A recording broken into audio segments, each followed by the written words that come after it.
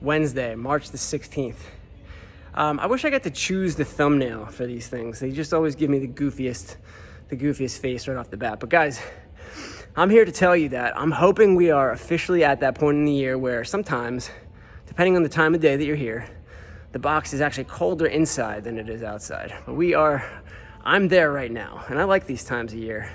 They don't last long. What can I tell you about today's workout? A little how the donuts are made. This was originally intended to be a Threshold Thursday workout, and we just like the movement combination enough that we could foresee it being, a non-threshold type workout, meaning it originally had a in the remaining time aspect to it, and that's where the broad jumps were. So we just took that concept, made it a 5-round workout. And in this way, it fits very nicely with what we've done so far this week, because this is mostly an upper body workout with a little bit of power involved in a way that we haven't yet done this week. So your legs are probably going to be pretty sore today from the back squats and the front squats yesterday. And we'll get to kind of even that out between low and upper body today. So a couple things.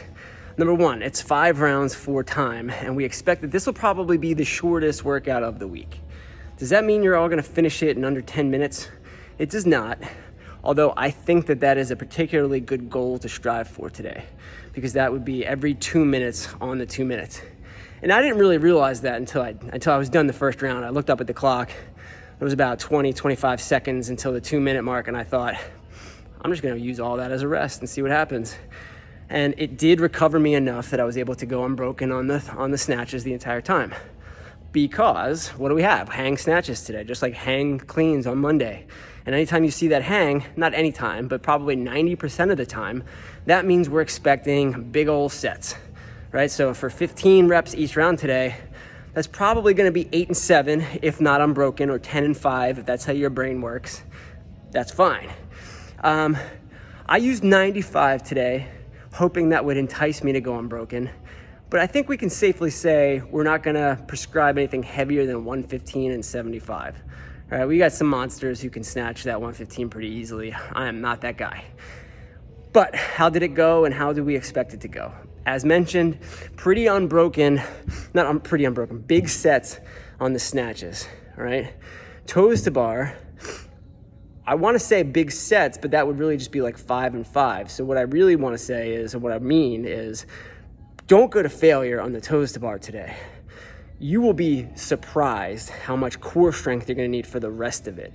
So you gotta save some of that up. So break it up, even if that means singles, I'm super fine with that. We just go fast through it. This is somewhat of a sprint. So you get off of there, and then you gotta do 15 broad jumps. And this is the power aspect. You don't realize until you're in the middle of a workout, probably in like round 3 or 4, how much power it requires to jump 4 feet for the men, 3 feet for the ladies. We're gonna have our weights on our barbell today anyway. Use that as your measuring stick. Gentlemen, 4 feet is exactly plate to plate, so collar to collar on the bar. Ladies, it's 1 foot less than that. But stay on it. That's the part of the workout that is unbroken, however we can go unbroken on a broad jump. Something I personally have to tell myself, so I'm telling you too, is on the snatches, obviously I'm saying obviously, but I hope it's obvious, we're gonna do the hook grip, right? Thumb first and then wrap my fingers around it. I find it helpful, especially in these hang snatches, that when I get overhead, I'm hang snatch, or I'm hook grip, and then I lock out, and when I lock out, I release the grip. I don't release the bar, I just let my thumb go for a little bit, and then I reset hook grip on the way back down. In that way, I think your thumbs get saved a little bit, your grip gets saved. I can't even imagine doing a workout like this without a hook grip. That would test your forearm strength more than is necessary, keeping in mind that you then gotta go hang on the rig. Even if you're doing knee raises, you're hanging on the rig. So let's save our grip as much as possible today. I mentioned this the last time we did broad jumps. It's just my little trick because I must have a shitty equilibrium. But on the broad jumps, I'm always turning over the opposite shoulder on each alternating rep. So rep 1, turn over the right, rep 2, turn over the left. And in that way, I find that I keep myself a little less dizzy. Should work. In any case, The goal today is not 10 minutes, but I do think that's attainable for most people. And in that way, this should be the shortest workout that we have this week. All right. Keep the barbell light enough that you can move at least sets of 8 and 7. And it really should be a weight on the barbell that you could do 15 unbroken hang power snatches while fresh. All right. Beat me in this one, guys. Just like I definitely set a beatable and good pace for everybody. All right. See you. Ask us questions if you have to. See ya.